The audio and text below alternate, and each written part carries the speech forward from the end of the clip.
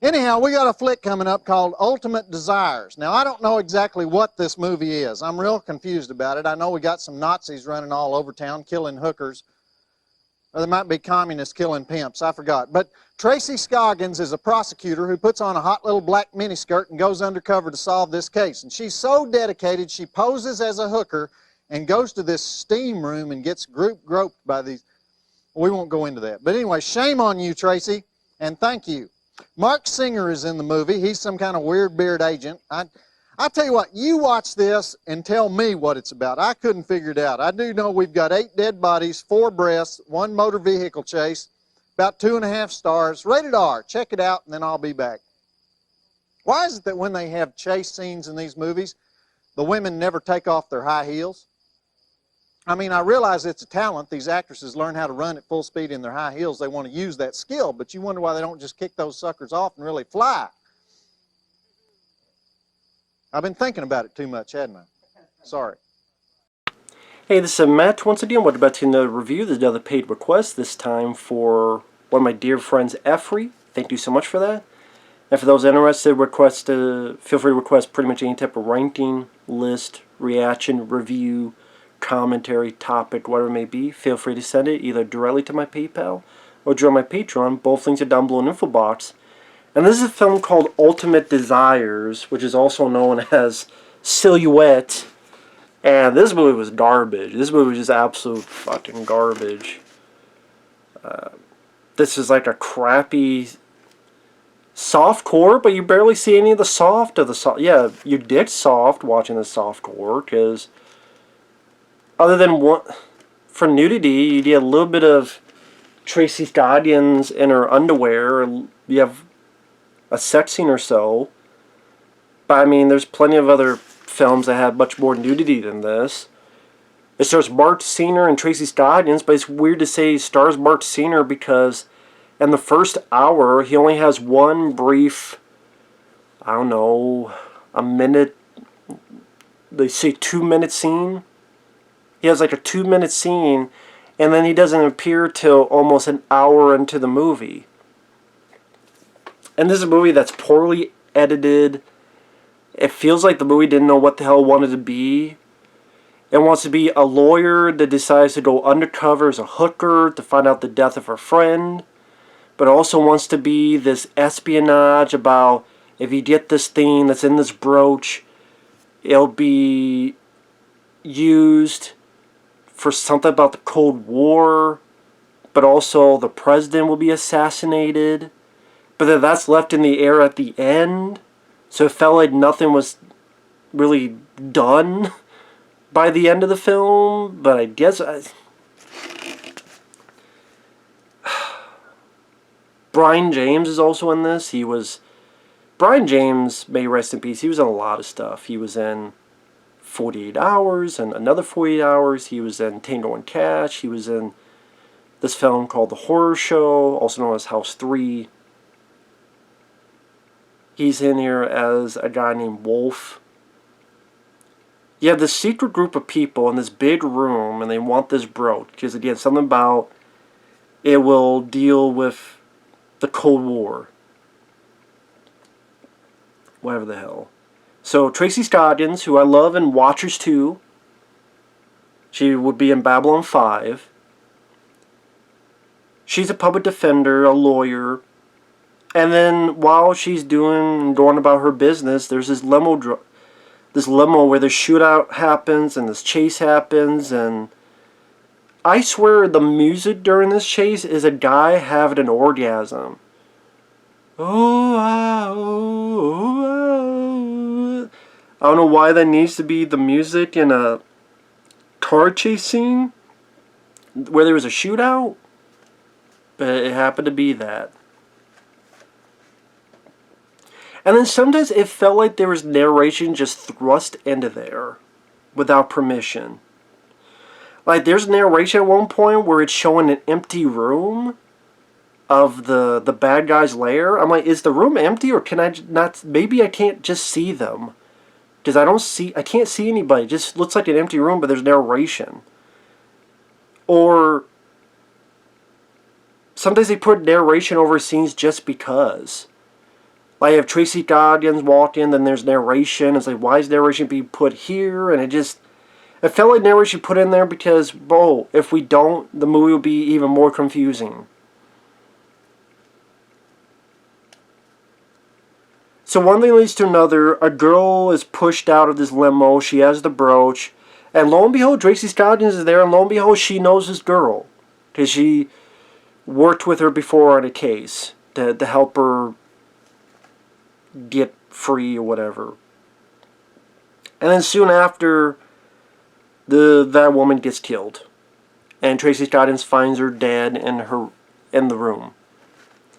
So a cop comes in, and the cop's only been there for like 2 minutes, and he says, I'm sorry, this case is going nowhere. I'm like, dude, the body isn't even cold yet. Your fucking sandwich is colder than the body right now. You haven't even tried. How's the case going nowhere when you haven't even tried anything? What the fuck?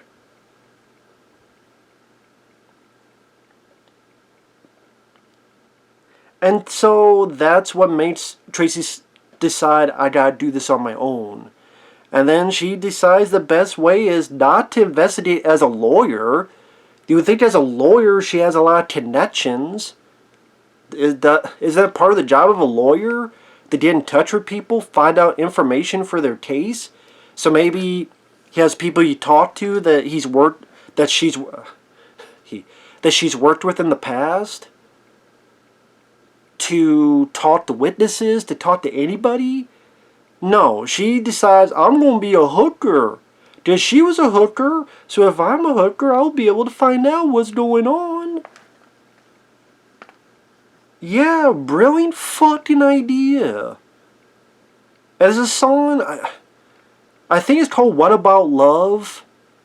And wow, this song sounds familiar. I think I've heard this song before. Surprised it's in the movie. Listen, also with the bad guys, like he's going to the bad guys in their lair, which is like a big empty room and a big table and a bunch of chairs. And the head boss, his face is in the dark. I don't know why his face is in the dark, because I would assume everybody else knows who he looks like, because you work with them and you're in the same room as them. But his face is in the dark as if he's Dr. Claw, ready to go after Inspector Gadget or something. And he talks like Gonzo from the Muppets. I swear, if you listen to that I talk, you think of Gonzo from the Muppets, that's what he sounds like. Ridiculous. And he has something about the brooch will help start the Cold War again or something like that. And then Brion James works with the bad guys, he's with the other guy, and they go to Tracy's place. They get the brooch, and thankfully, they're like, as Brion James has a German accent. Which, you know what, Brian working with an accent worked better in Tango and Cash than this.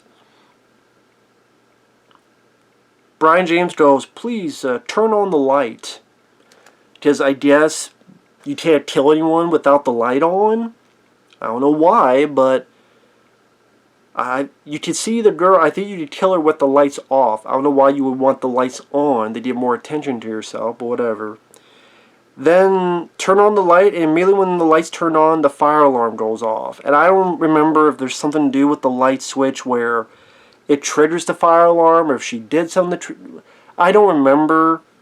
But when he flips the switch, the fire alarm goes off at the exact same time. So, thank God that happened. And thank God someone knocked on the door and then said, yes, you must go. So now they got the brooch. Feels like their job is done. We're like over an hour in.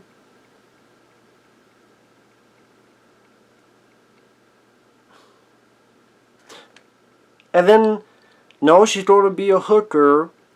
At one point she goes to this sauna where like 6 Asian guys start touching her. Because I guess shows what kind of up shit creek you are, Tracy. And then it's a giant sauna, and Marc Singer happens to be there. And then he talks to her for a bit, Then she meets Marc Singer a second time in like a garage or something, and Marc's in the car. And then the third time they meet, they have sex. Tracy must be a very easy lawyer, or her character, like, you just met this guy, you've talked to him probably for a combined total of 5 minutes on these 3 scenes you guys share together, and now you have a sex scene. Because you gotta have a sex scene because it's called Ultimate Desires, at least one of the titles. I just like, hey, we didn't get to have a sex scene in Watchers 2, which Tracy Scoggins and Marc Singer did. And of course, yes, Marc Singer did the Beastmaster. I remember more from Watchers 2. But him and Tracy Scoggins were in that movie, so they're in this movie.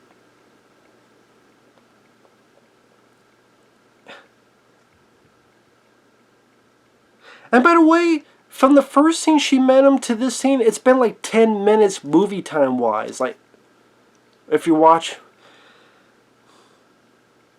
And it's softcore. And then what? At one point, Tracy is chased to her roof. There's Brion James. Brion James, spoiler alert, gets killed very easily. Goes off the fucking roof. I'm like, okay, you think Brion's gonna be the bad guy, the main bad guy? No, he's dead, and there's, I'm like, okay, there's like 20 minutes or more left in the movie.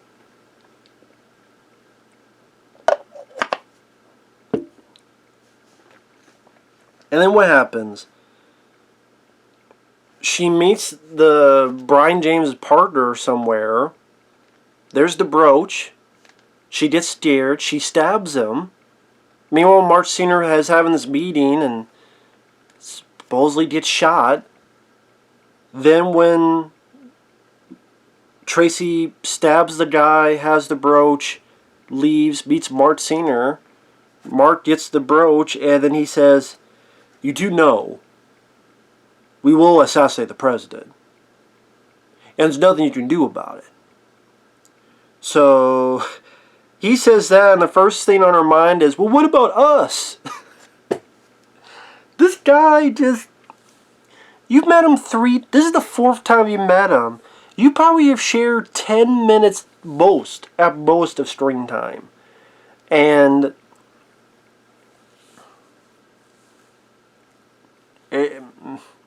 was there another... If there was another scene they were doing, I don't remember it. He says, we're going to kill the president of the United States of America. And you're going about, well, but what about us?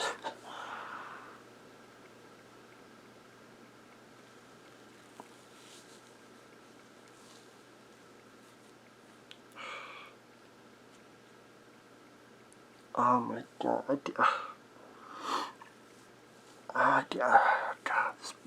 This movie, man. And so he goes, by the way, don't tell anybody.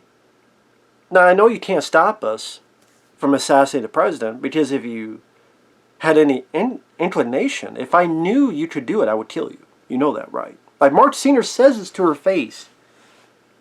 And then he goes, just, go back to your job as a lawyer, forget about this, and goodbye. So she does. She just goes back to being a lawyer. Fuck the president. Fuck anything. Marc Singer kills the other bad guys, which is weird because he's going to assassinate the... Was the president in on the bad guys? Did I miss that? Or did Marc Singer kill them because he doesn't need them anymore? Because he kills them because he stuck a shitload of dynamite there. As apparently, when you walk into a room, you don't know there's this big thing of dynamite under the table. Okay. Granted, we all don't look under tables, but if it's this fucking big... and all that blows up. So the bad guys and the wannabe Dr. Claude, Gonzo-sounding guy, they all die. Marc Singer gets away with it. She goes back to being a lawyer. She's trying to do lipstick at first, and she stops it. Then the movie's over. It's funny, I remember...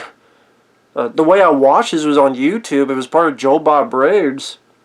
This is when he was not on TNT, but when he was on the movie channel. And he was confused by the ending. He's like, what? And that's how I felt. Although I think he gave it 2.5 stars, I wouldn't give it that way. I would give it 1 star. That's just for Tracy Scoggins being hot. And I like Tracy, but she doesn't really get to do anything. She doesn't really come off as a strong character. She comes off as weak-willed because she barely... And Marc Singer is barely in the film. Again, other than one scene where he talks to a guy, I did for like 2 minutes, he doesn't pop up to like an hour into the movie. And then he shares like 3 scenes with Tracy, they have sex, and then the bit at the end. I mean... Yeah, I guess the explosion at the end in that room and the little bits here, that's not much of an action film. It's not thrilling. It just feels like a mess. It felt like, I don't know if there's some post-production problems, or there was some editing, re-editing, if just the script sucked. I don't know. If it worked on the film and you let me know, please. Just, it comes off at the end like, well, I guess they're getting away with it. They don't kill the president. And she's not going to do anything. She's not going to tell anybody. Usually that's the beginning of the third act where your hero is going to risk it all, risk their life to do something for the greater good. No. Or Marc Singer, he changes his ways because they fell off. Nope. I just like, we're going to do something different. Yeah, it's different. It just doesn't make any fucking... Doesn't make any sense of satisfaction. I don't know, at times it felt really confusing than it should have been. And, again, like, even with the whole hooker angle, it's not like you get to see Tracy naked all the time. And she goes on constant dates and there's her titties out and bare ass out all the time. I mean, other than... I mean, when in the sauna, she's not... Her clothes are still on. Maybe bra and panties. I'm not even sure if it's panties, maybe bra. I don't even know if it's that. I mean, it was that... I was that unaffected by it. This film just sucks. It blows. No, actually, I wish it blew, because it could blow me, and at least I get some kind of satisfaction. This is... I guess if you're a Marc Singer, Tracy Scoggins completionist... But yeah, better to just go watch Watchers 2. That gives a lot more than this. As we're Ultimate Desires, and then Silhouette. That's such a weird alternate title. In fact, on YouTube, this is on YouTube, and the title on the YouTube version was Silhouette. But again, in certain places, the VH is Ultimate Desires. I doubt this has a DVD, and good, doesn't need it. I wouldn't be surprised if I'm the only fucking person to review this movie. But that's kind of the fun of this. Like I said, paid requests, I'll do it. Pretty much any type of thing. But that, I mean, that is the fun of it. It is variety. You never know what's going to come next. So thanks, Efree, my dear friend. Thanks for that request. Thank you guys for watching. Take care. And that's another thing. The softcore pretty much died out because... with the internet, you don't need it, because if you don't watch something for softcore, you're probably wanting hardcore, and internet, there are 1,000 free sites you can watch for that. So there's not really any need for softcore after the internet became a thing. So it's weird, this bit of cinema that died out, the erotic thriller. There were bigger budget movies like Color of Night with Bruce Willis, and I don't know if you'd all feel a trash in that. That's not really erotic. Color of Night is more erotic. And there's a lot of stuff, especially on Cinemax, or what we call Cinemax, Showtime, the movie channel, especially late at night. Red Shoe Diaries, shows like that. And you have people like Tracy Lords and other actors and actresses that starred in quite a few of those type of movies. Or you had the Andy Sidaris films that were action, but a lot of beautiful babes. And nowadays, you kind of want you to, well, what's the point? But, I mean, Well, at the internet, there's a point where, hey, we did some beautiful ladies and porn was expensive. You buy something, it was like sometimes $30, $40 at least. But if you watch a movie channel and there you go, boop, boop, boop, boop. Yeah, with that said, thanks for watching. Take care. We'll see you guys later. Bye-bye. So what the heck happens there at the end of that movie? They're going to kill the president, but she is worried about her relationship with the Beastmaster, but he blows her off, so she goes back to work like nothing happened. Is that about it? Did they make this over in Europe or something? I don't get it. It's yet another chapter in the life work of Tracy Scoggins, and a wonderful life work it is. Okay,